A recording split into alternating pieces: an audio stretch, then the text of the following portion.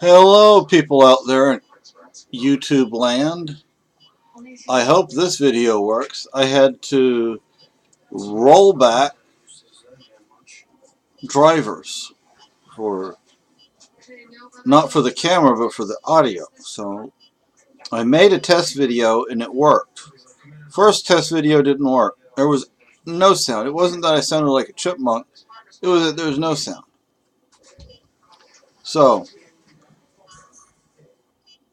I went ahead and did whatever I did, and hopefully this works. So although I have made several videos in recent weeks, none of them are any good. So I'm going to have to go and delete those videos. So I don't remember what all the videos were about. Therefore, I have to go back and look at those videos and see what the titles are, and then maybe I'll update on some stuff. So,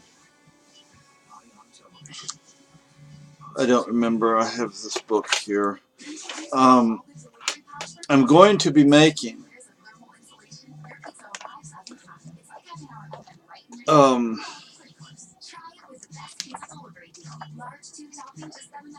Long Hunter shirt.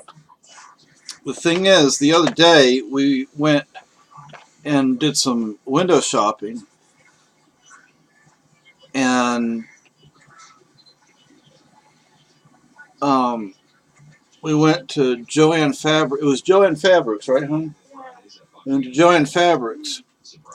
Now, you have to understand that what I do has to be historically accurate. Therefore, I cannot use nylon or any synthetics. Although the fabric does have to be a natural fabric, it also has to be the right kind of fabric for the time period. Therefore, I basically have two main choices. Linen has to be 100% linen, or wool. And sadly, they did not have wool. They did not have the right kind of wool. They had a sort of new modern kind of wool, and that won't work. Because of the weather, I would prefer to make my shirt out of wool. But they don't have it, and since I would be wearing that shirt during the summertime, linen is probably the all-around best thing to use. Now, eventually, I'm going to have to make a capote. From videos I've seen, it's my understanding, and I could ask a family member of mine about this. I don't know. I would hope that person knows. But according to one person in a video, because capote is a French word, the T is silent. So a lot of people say capote, but it's capote. That's what I've been told. I don't know. I don't speak French. Even though I was actually born not all that far from France. Well, the other side of Spain from France. So it was close. Closer than we are today. So, I know one video I talked about a kitchen island. Man, I get so frustrated with this kitchen. Don't get me wrong. It's a good kitchen. There's nothing wrong with the kitchen. I get frustrated because all that's, I don't know what you can see there, but all that's clean. It just needs to be put away. Actually, that's the stove. But this stuff, I need to put that stuff away there. It's all clean. But I have like a 9-inch by 12-inch area to work because there's no space. And so I need a kitchen island that the top of which is only used for food prep. Nothing else. The thing is, we don't have that kind of money. And it needs to be a good size one, a decent size one. It can't be too small. The nice thing about a kitchen island is that you can put stuff underneath it. There's drawers and cabinets so you can store things. So that's a positive. And depending on the kitchen island, if I had the money, if we had the money, would depend on which one I've seen them, and I have one on my Amazon wish list, but I don't remember how much it costs, but I can't afford it. But that one, you can have all the things you need, the knives and stuff that you need, right there, right on the kitchen island, or somewhere on in attached to it. But as for the Long Hunter shirt, I have a pattern in a book. I actually picked up because I told my girlfriend, I said, yeah, I have a pattern at home for it. Well, I looked at the pattern, and the pattern's not for an adult, it's for a child. So it wouldn't work. And I think that pattern only required about a yard of linen. So that wouldn't work for an adult. But I have a book. I don't remember which, if it's in one of those two books. No, it's in this book. It's in this book right here. See this shirt? Something similar to this is what I would make. Okay. Now, the one thing I would really like for my historical reenacting is a .62 caliber smoothbore flintlock long gun. It's not a rifle because it's a smoothbore. I have a .50 caliber flintlock rifle, but it's a piece of junk because it was the first one I ever did. I like what I did with the butt because I carved a full-size wolf paw on it.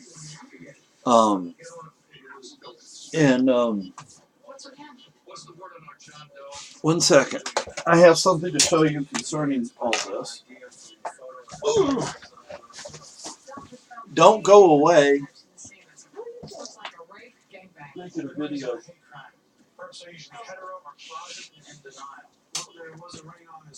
Here, see? Yes, I have pants on, but for my loyal viewers, you know I hate wearing shirts. Yeah, I've started on scrimshawing my powder horn. I got that. Now, before you freak out about this, I have to get a haircut. My hair is driving me nuts. I can't stand long hair. See the gaps? I'm not sure what natural material I can use to put in there, but it's okay. I could carve a little something on that. I could just stain it, maybe paint it. I could get like milk paint that would be historically accurate. But underneath this wood plug, under this wood plug, is a piece of oilskin, or oil. Well, I call it oilskin because it's actually, leather, oil impregnated leather. But anyway, I put a piece that's just a little bit larger than this. And I put powder in it the other day. And this thing, after I don't have the powder measure on this.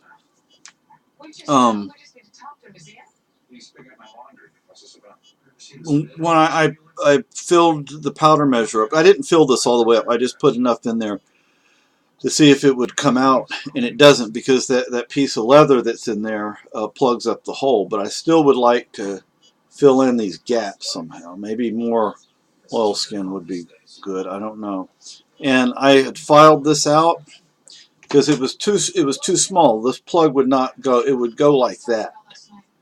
Well, then I filed it out, and now it's too loose. So I have a dowel, and what I'm probably going to do is cut this off and then drill into it just a little bit and work with that. See what I can do without buying anything extra. The tacks, and I tacked the this is the cord for carrying it. I tacked it on two different tacks, and the tacks hold the wood in. So I've been working on that, and like I said, I've been doing the scrimshaw. I just recently started the scrimshaw, maybe a couple of days ago or so, and this is crayon. This is wax crayon because I can get that out of there.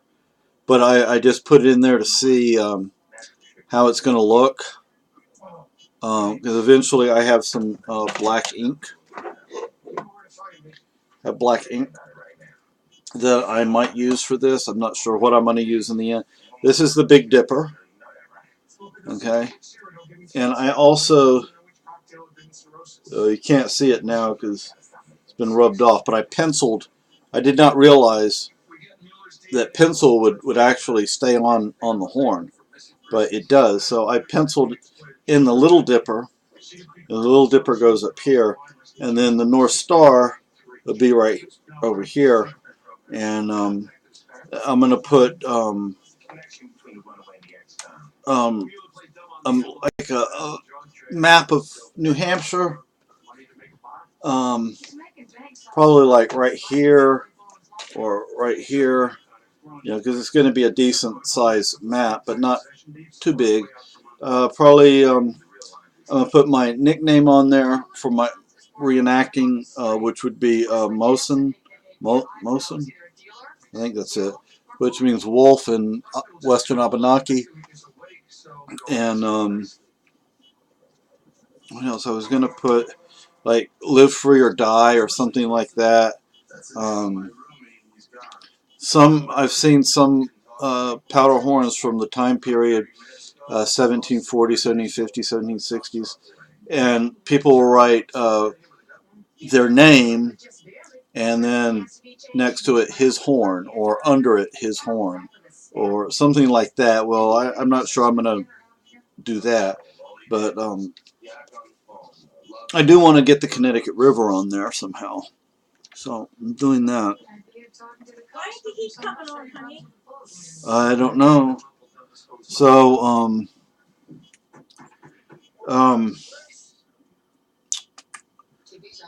I found out that Jeepers Creepers 3 was made. And I just have to go find it somewhere because it was not sent to the movie houses. It's not being shown in cinema. You find it online, I guess. So, like, okay, well, I wasn't expecting that. I wish World War Z would come out with a sequel. I wish 28 Weeks Later would come out with a sequel. I wish what was that movie in South Africa, District 9, would come out with a sequel. But whatever it is, right? Let's see.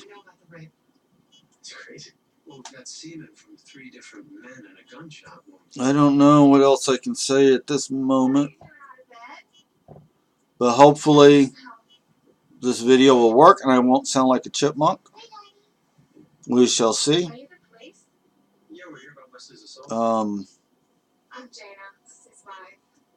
We went to a birthday party today. Not anybody our age. I was feeling pretty bad because some of the people there, some of the adults there, talking about, oh, these old people, they're like 50 or 51, and I'm like, excuse me, I'm in my 50s and I'm not old. Excuse me. When they said that, I wanted to say something, but I didn't. I know. And I'm like, excuse me, but we're not old. Gosh. I wasn't going to yell at anybody. I was just going to, like, geez. You try and make us feel older than we are. I mean, come on. Um, there are people in their 50s in the military. Jeez. I don't know. I didn't realize you heard them. And I don't know. They must be in their 20s. Maybe they're teenagers calling us old. Excuse me. Oh goodness. Well, what can I say? I ain't old. Neither one of us are old. We still got a long life ahead of us.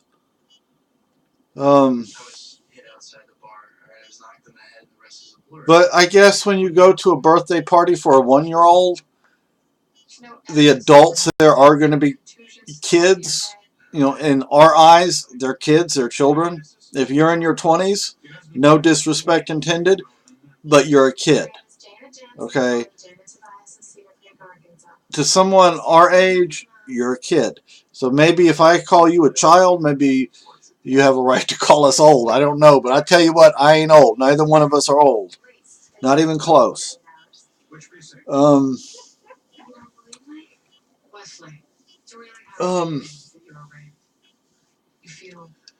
Geez, let's see. I'm going to have to go back to my videos and see what topics I was making videos on and see if I want to make videos dealing with those subjects or not. Oh, someone in Grafton, and I did a bunch of Google searches and stuff for this. I couldn't find it, but it was on the TV news. One of the local fascists was arrested for child porn. And you know how they found him? They found him through Supergrass. Look up Supergrass. When they raided this guy's house in Keene because he accessed a child porn site, and they've found other people who have accessed information via that person. So, you know, when they mentioned the person's name, I didn't recognize it. I may or may not have known that person. I may or may not have heard of that person. I don't know. I don't know how long that person's been here, if that person is from here. I don't know. All I know is the person was in Grafton, and it happened because of what happened in Keene. And I believe that person in Keene is Supergrass. It's an Irish slang term. Look it up. It's not polite. But yeah, I believe that person is Supergrass. But anyway. So...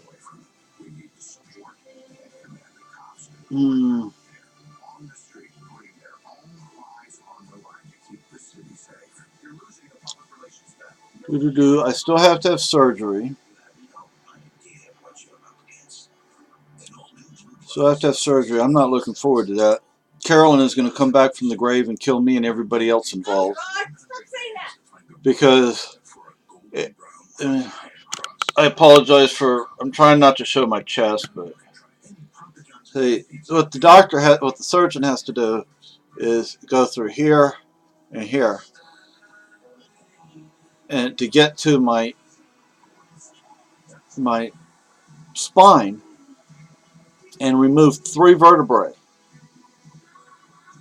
Those are removed. and then I'm gonna have like a brace, a cast. I don't know how long I'm gonna be in that, but it'll probably be a while. The thing is, oh, and in one video I measured my beard.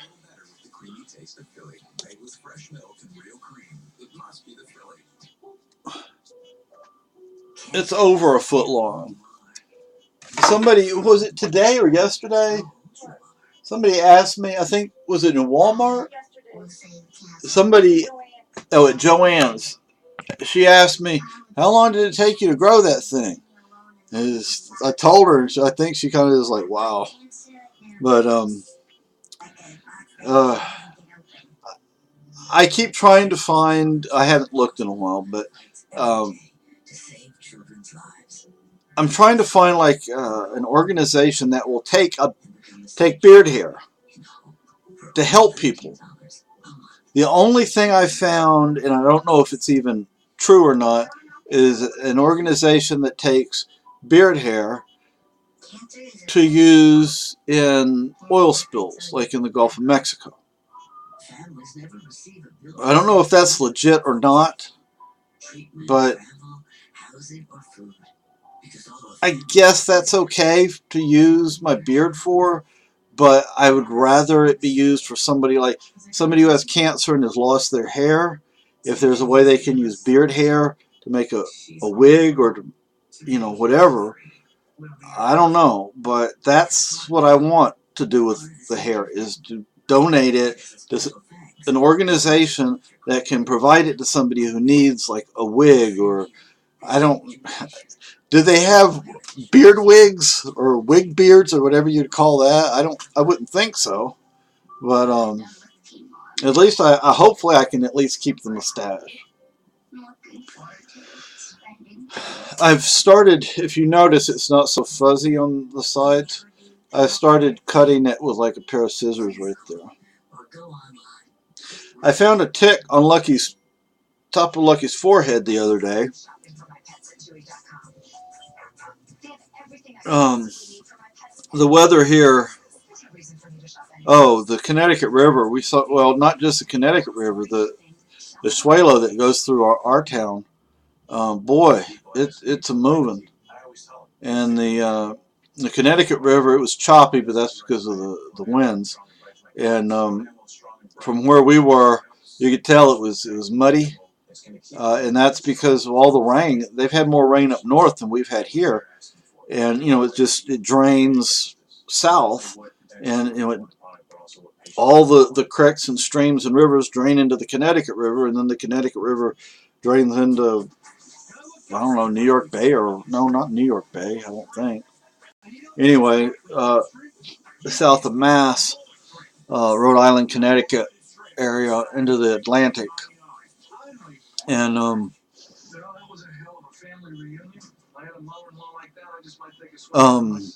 I still am going to canoe that river.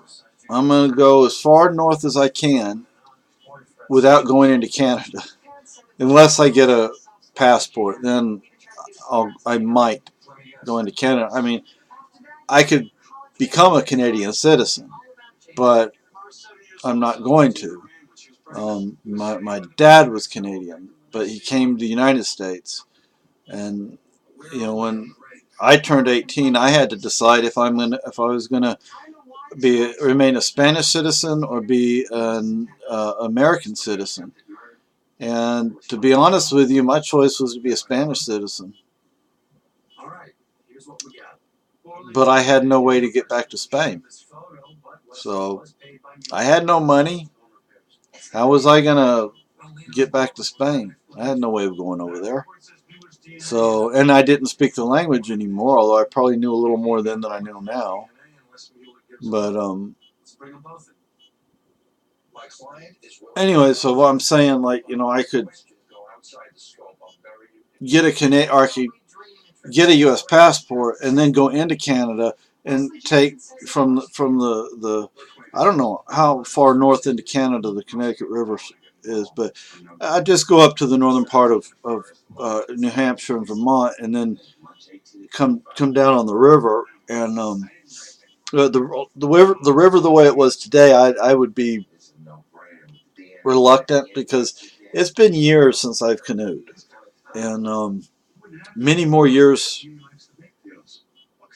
before that when I actually knew all the different paddle strokes, and I knew how to actually I knew how to take a capsized canoe, put it back upright, and get in it.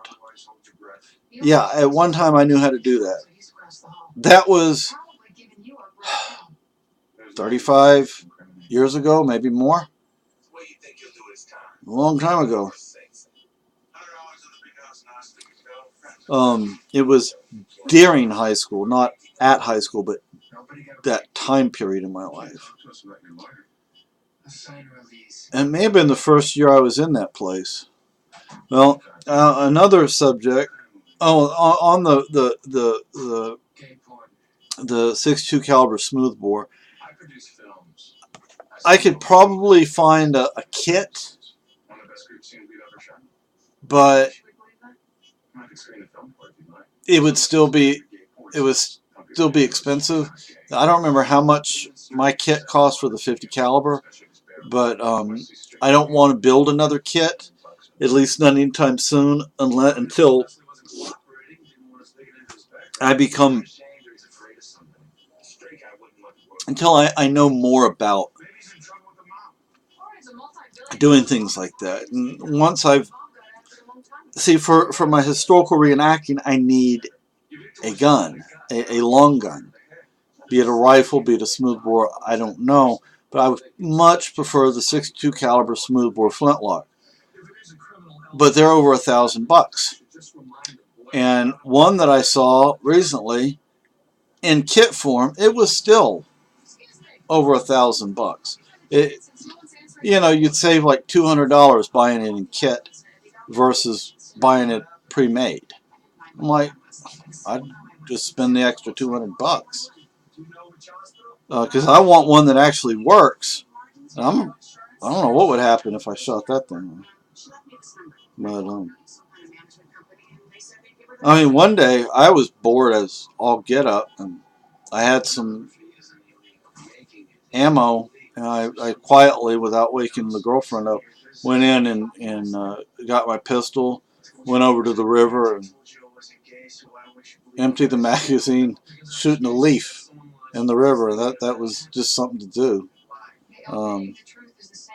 But I don't do that much because I try to conserve my ammunition, because ammunition's not cheap. So, I was talking about that place I was in. I sent out 5, count them, 5, or that could be 5, or that could be 5, or that could be 5, or this could be 5, or that. Anyway, I sent in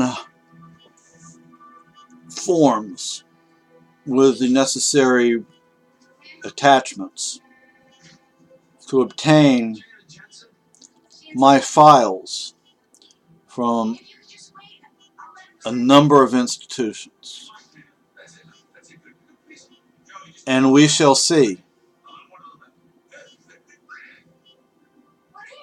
what comes of that. I am probably going to have to pay for some or all of those files.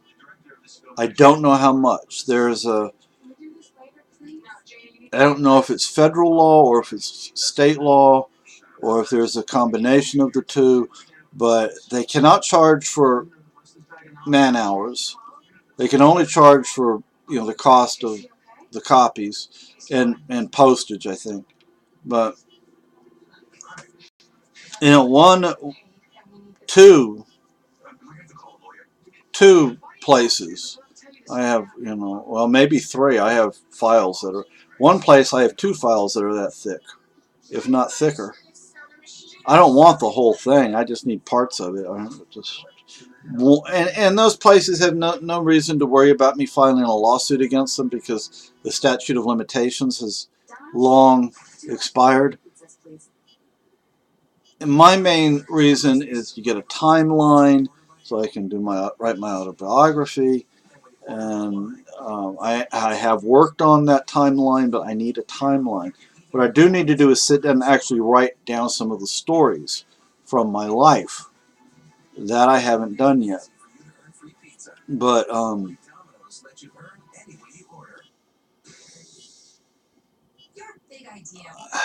I don't know. I just have to see what will happen. I also want to know what these people had to say about me. Because I had files from one institution. And I have requested files from that one again because I lost all those in the fire in '09. There were a lot of things in that file that just were not true. You know, they put things in the file to keep you in the institution. They put things in the file so they can keep getting money from the insurance companies, from school districts, from whoever, from family, from parents, from charitable organizations, etc. You know, so how honest that information would be, you know, and they're not going to write down the abuse that goes on. They're just not going to do that. There was a staff member that one of those security windows, it's like 2 pieces of laminated glass with like chicken wire in the middle. He punched that once. Actually broke it. He actually broke that bloody window. Excuse my language. And it got blamed on some of the kids. So, you know. Anyway. Oh, this is a fun story. This is a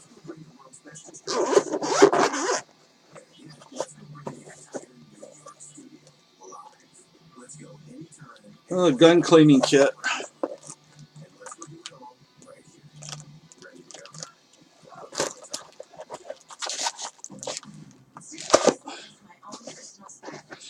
The both of us looked for this, and looked for it, and looked for it, and looked for it some more. Where is the item you're looking for when you cannot find it? It's right in front of you, right? It was right there the whole freaking time. And I was like, oh, I'm going to have to start digging stuff out of closets, out of basement. But thankfully, there it was.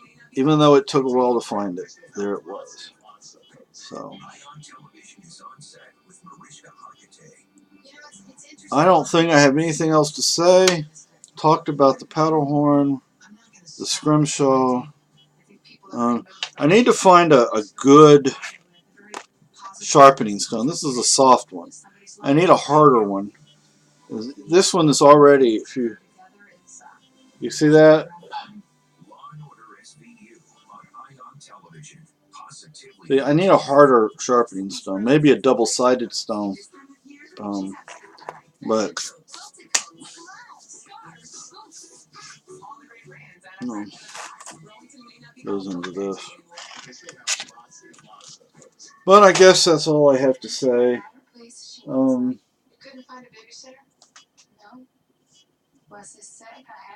I wish somebody would do a cookbook for the historical reenacting community, like James Townsend and Son, although now they changed their name to Townsend. Anyway, it used to be James Townsend and Son, and they changed their name. But they do a series on cooking as well as other things. Well, I would love to see them do a cookbook. And this cookbook would be for in the field, you know, and some items could be cooked at home and taken with you. I forget what that one dish is.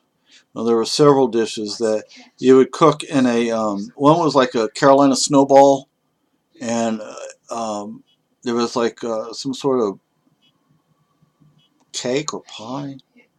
You cook it in a cloth, or you could slice it and take some with you. Other things you could prepare there in your camp. Some things you could prepare in a camp. And other things you could prepare on the trail, on a track. So I wish somebody would do that, because there actually are quite a few options available. And then, of course, you have, if you're a hunter, if you're a fisherman, you have that option. You have the additional option of those foods that you can add to your cooking repertoire. So I just wish somebody would do something like that. Anyway, okay, I guess I shall say goodbye for now. I hope, Kat, I hope you're doing okay. I hope you're doing really good. But anyway, y'all have a great night, great day whenever you see this. Bye.